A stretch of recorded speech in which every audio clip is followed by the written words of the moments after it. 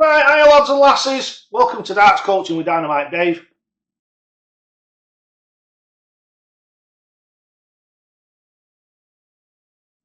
I hope you're all doing well. As you can probably see by my colour and what have you, so am I now.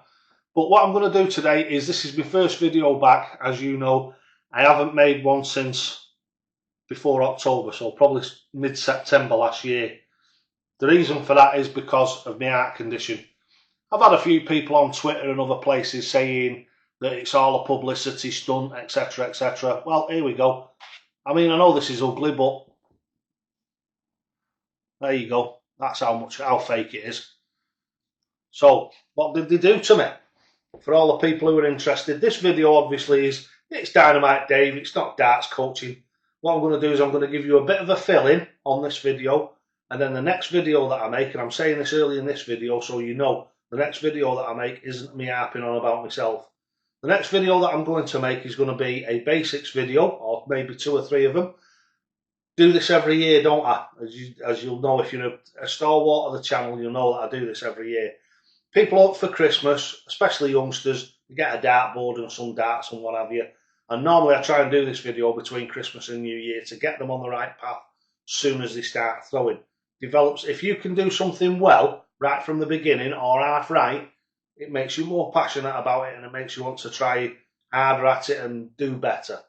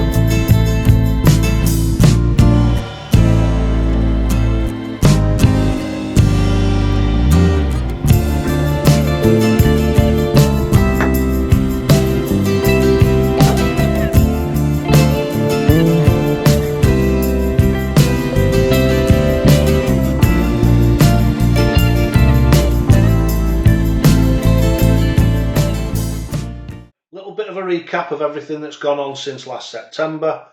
Last September, like I say, I decided to stop doing all the videos and what have you, for the simple reason was I had nothing left. The tank was empty. I was going downhill. I was finding it difficult breathing. As you'll probably see if you watch some of the old videos, you'll be able to hear me quite clearly, heavy breathing while I'm actually talking and what have you. And you'll probably understand that I was struggling. Right, so now, what's happened between then and now? Fortunately, in October, I went in for my operation, massive operation. What I needed was a new aorta, new distending aorta, new aortic root, correct, and a left ventricle valve. So basically, about as big as you can get without having to actually replace it. I had loads and loads of tests beforehand. I mean, I should have made I wish I could have made videos. No, I shouldn't. I should have done because I couldn't. But I wish I would have been able to make the videos so people would have known what the steps were that I went through. There was a hell of a lot of tests that determined how the operation was going to go and what they were going to do. So operation came round. I went in on the 6th. Operation on the morning of the 7th. It was a long operation, many hours. And then the recovery was very strange. I think they brought me around 2 or 3 times because I remember seeing very vaguely in the distance monitors and what have you, and the room being dark. And then the next time they did it, the room being light. And then I woke up properly, even though it seemed like days and days afterwards. Morning of the 8th, they woke me up properly.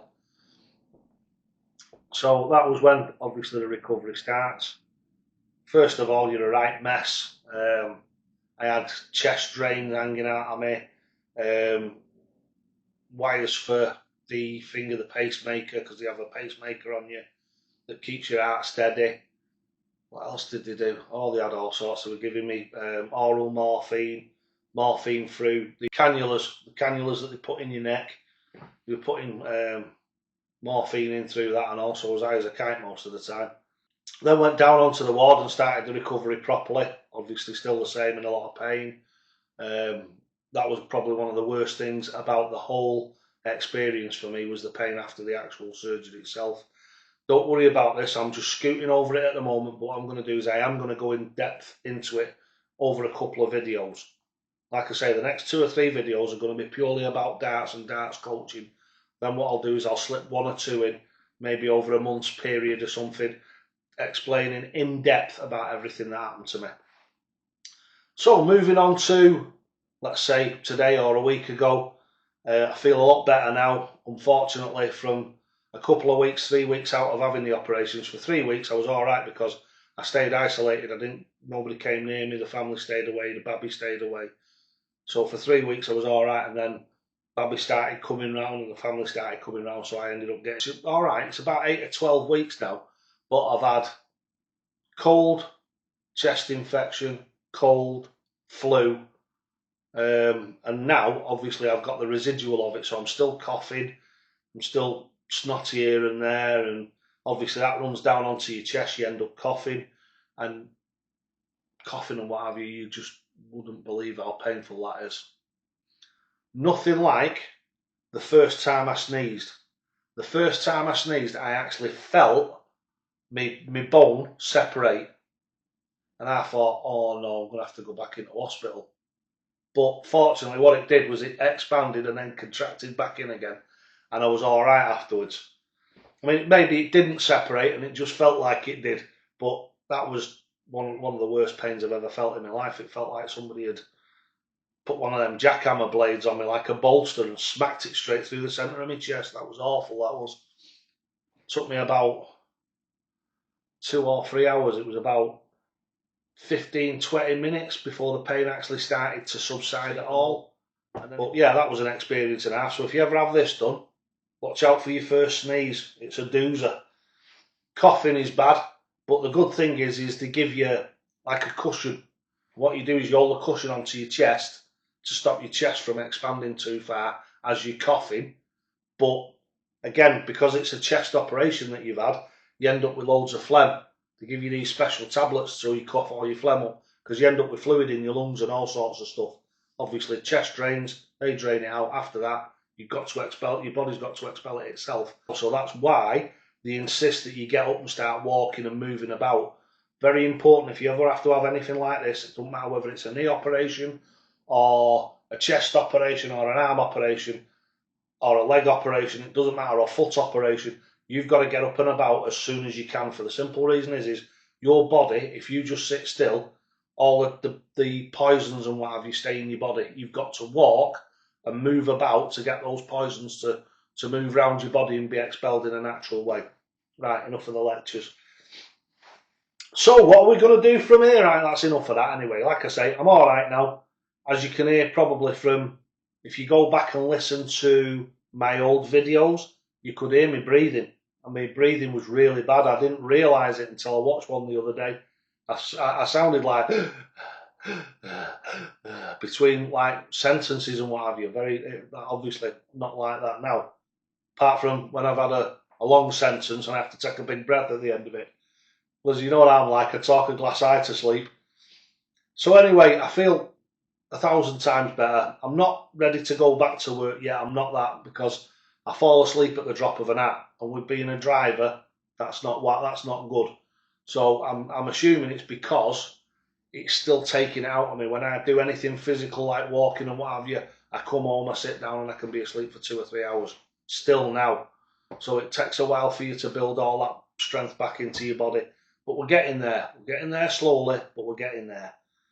Alright, so like I say, what I'm going to do over the next 2 to 3 weeks is it's going to be a mixture. I'm going to do some coaching videos, and I'm also going to do some videos about what's happened to me in me operation and me health, etc, etc.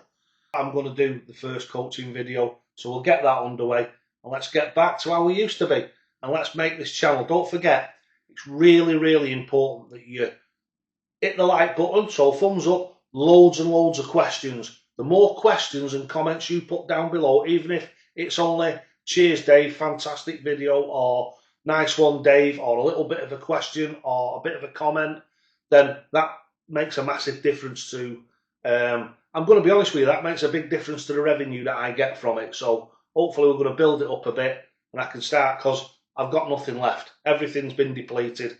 All the channel money and everything is all gone now.